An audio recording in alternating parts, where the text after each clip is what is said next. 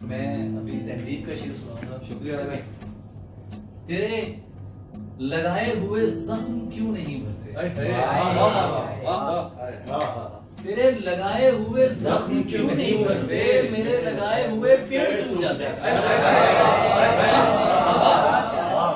तो आमिर अली साहब की वो एक चीज सुन लीजिए कि अगर ये कह दो बगैर मेरे नहीं गुजारा तो मैं तुम्हारा, या उसके अपनी कोई तासुर कोई इशारा तो मैं तुम्हारा।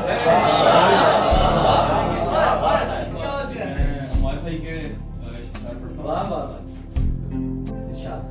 यूं ही बेबालों पर खड़े हुए हैं, यूं ही बेबालों पर खड़े हुए हैं, हम कफस तोड़कर खड़े हुए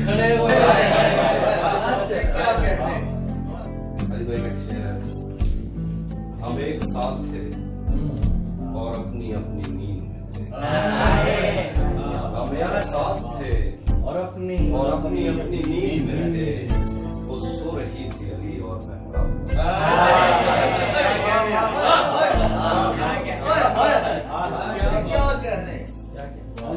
मैं उमैर नजमी के शेर से इब्तिदा करता हूं। अरे वाह वाह निकाल लाया हूँ एक पिंजरे से एक परिंदा, वाह निकाल लाया हूँ एक पिंजरे से एक परिंदा, अब उस परिंदे के दिल से पिंजरा निकालना है।